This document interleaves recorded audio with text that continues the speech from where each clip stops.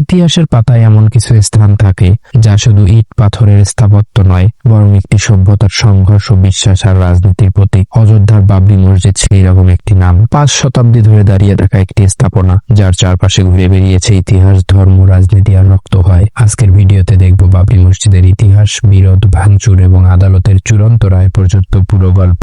নির্মাণ। বাবরি মসজিদ নির্মিত হয় 1528 সালে। মুঘল সম্রাট বাবরের সেনাপতি মীর বাকি ভারতের উত্তরপ্রদেশের অযোধ্যায় এটি নির্মাণ করেন। শুরুতে এর নাম ছিল মসজিদ-ই জন্মস্থানের মসজিদ। তবে পরবর্তীতে এটি বাবরের নাম অনুসারে বাবরি মসজিদ নামে পরিচিত হয়। পরবর্তীতে প্রায় 400 বছর ধরে এটি অযোধ্যার মুসলিমদের উপাসনা স্থল হিসেবে ব্যবহৃত হয়ে আসছিল। এই স্থানটি নিয়ে মূল বিরোধ শুরু হয় ধর্মীয় দাবিকে কেন্দ্র করে। হিন্দু সমাজের দাবি এখানেই ভগবান রামের জন্মস্থান, রাম জন্মভূমি, আর মুসলমানদের দাবি এটি ঐতিহাসিকভাবে মসজিদের জায়গা এবং মীর বাকি বৈধ আদেশে এটি নির্মাণ করেন। কিছু দল দাবি করেছিল মসজিদের জায়গায় আগে একটি মন্দির ছিল। আবার অনেক ইতিহাসবিদ বলেন এসব দাবি প্রমাণ করার মতো নির্ভরযোগ্য তথ্য নেই, ফলে বিতর্ক চলতেই থাকে। 1850 সালে এই স্থান নিয়ে প্রথম বড় ধরনের সাম্প্রদায়িক দাঙ্গা রেকর্ড করা হয়। 1859 সালে ব্রিটিশ সরকার সংঘর্ষ এড়াতে একটি প্রাচীর তুলে দেয়। তারা মসজিদের ভেতরের অংশ মুসলমানদের জন্য এবং বাহিরের অংশ হিন্দুদের প্রার্থনার জন্য নির্দিষ্ট করে দেয়।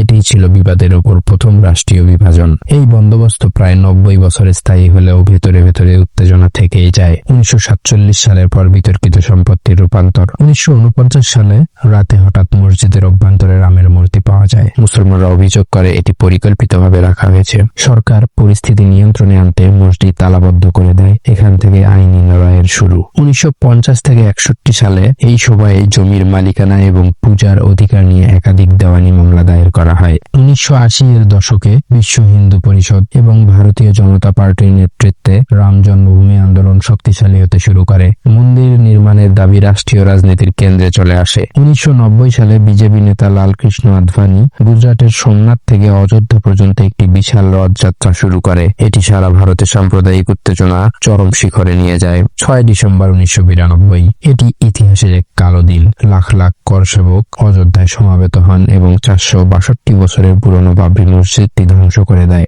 বাবরি মসজিদের ধ্বংস ভারতের ইতিহাসে ভয়াবহ সাম্প্রতিক দাঙ্গার জন্ম দেয়, যেখানে 2000-এরও বেশি মানুষ প্রাণ হারায়। দীর্ঘ 60 বছরেরও বেশি সময় ধরে চলতে থাকা মামলা 30 সেপ্টেম্বর 2010 সালে এলাহাবাদ হাইকোর্ট জমিটিকে 3 ভাগে ভাগ করার রায় দেন হিন্দু সংগঠন, মুসলিম ওয়াকফ বোর্ড এবং অন্য একটি হিন্দু সংগঠনের মধ্যে। তবে মামলাটি পরে সুপ্রিম কোর্টে যায়। 9 নভেম্বর 2019 সালে ভারতের সুপ্রিম কোর্ট চূড়ান্ত রায় দেয়, সমগ্র জমি হিন্দু পক্ষকে দেওয়া হবে রাম মন্দির নির্মাণের জন্য, আর মুসলমানদের জন্য অযোধ্যায় অন্য কোথাও 5 একর জমি বরাদ্দ করা হবে নতুন মসজিদ নির্মাণের উদ্দেশ্যে। রায় পাওয়ার পর রাম মন্দিরের নির্মাণ কাজ শুরু হয় এবং 2024 সালের 22 জানুয়ারি তার আংশিক উদ্বোধন হয়। মুসলমানদের পক্ষে ধন্যীপুর গ্রামের নতুন বরাদ্দকৃত জমিতে মসজিদ নির্মাণ কাজ এখনো পুরোপুরি শুরু হয়নি। বাবরি মসজিদ বিরোধ শুধু একটা স্থাপনা নিয়ে নয়, এটি দক্ষিণ এশিয়ার ইতিহাস, ধর্ম, রাজনীতি এবং মানুষের আবেগের মিলিত গল্প। ইতিহাস সবসময় শেখায়, সম্প্রতি রক্ষায় সমাজকে এগিয়ে নিয়ে যায়। ভিডিওটি ভালো লাগলে লাইক, কমেন্টস এবং সাবস্ক্রাইব করতে ভুলবেন না।